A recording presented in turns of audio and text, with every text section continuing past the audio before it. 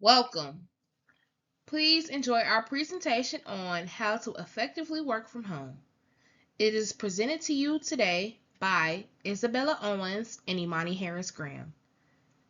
You will learn some tips and tricks on how to effectively work from home.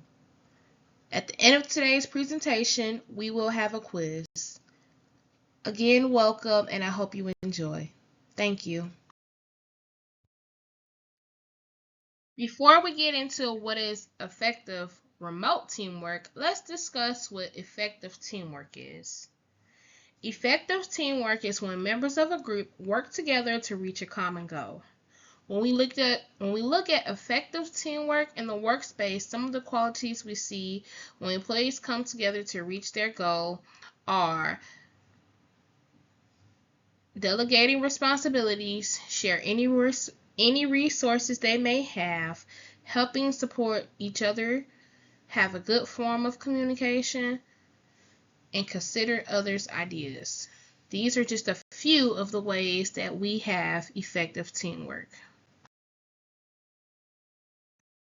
Now that we've discussed how to effectively have teamwork, let's discuss how to effectively have remote teamwork. So, what is it? Effective remote teamwork is when many team members work in different locations and work virtually together.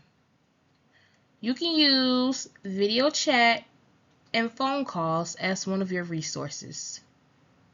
The two biggest things to remember in any form of teamwork is to remember the goal and that proper communication is key. And the reason for that is because you are working virtually together. An important way to have good communication is to discuss each other's working hours, each other's work styles, and how you will communicate. We will talk about those later on in the slides. Some of those resources that you may use are email, video chat, group messages, or group phone calls.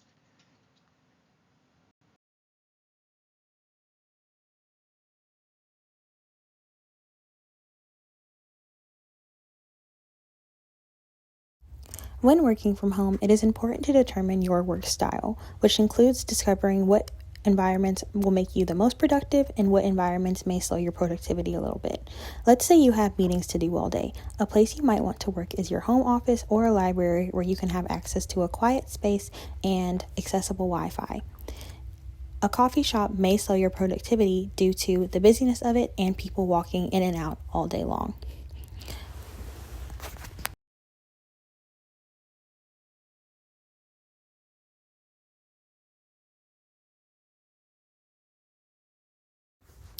Make sure to discuss your boundaries with your team and set rules for yourself. Prime example is making sure that you stick to your work hours and discuss these with your team so they don't contact you outside of said work hours. You also want to respect these boundaries of others as well. Make sure everyone understands that deadlines are important and that they must be met so that no confusion comes along.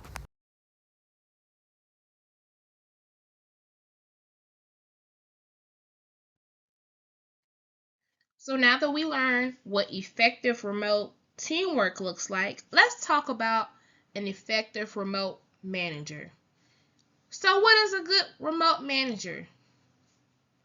A good remote manager is one that is understanding, caring, has a good understanding of the work and what needs to be done, is a good problem solver, and has good communication skills.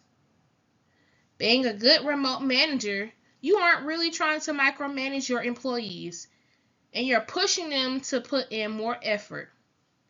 A good remote manager helps his employees by motivating them to produce better results, has team check ins, and also has individual member check ins often. They set boundaries, responsibilities, and they help answer any questions that any employees may have. Hey, my name is Matt Compass, and I'm here to talk about my portion of the project.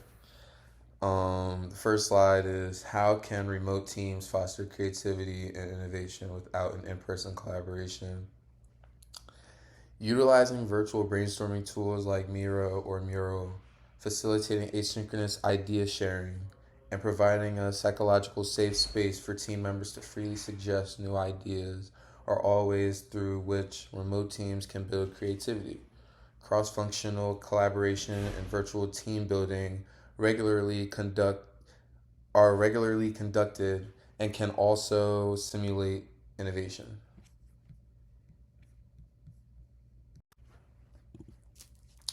What are some effective ways to handle conflict in remote teams?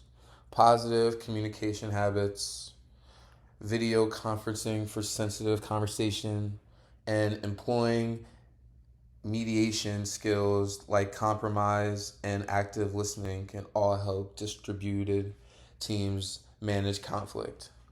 Problems can be avoided and resolved by fostering open communication and creating a team charter with conflict resolution procedures.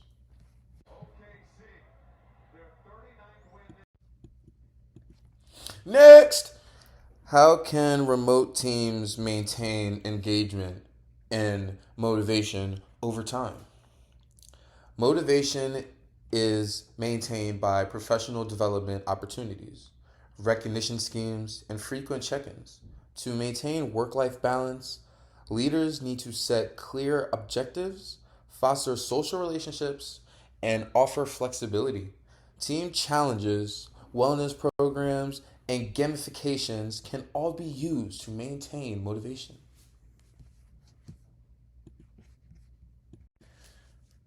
What security and privacy considerations should remote teams prioritize?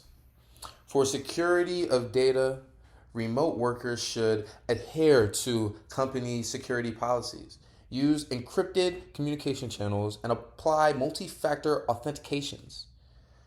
Continuous cybersecurity training, use of VPN, and access control procedures can safeguard against data breaches and guard sensitive information.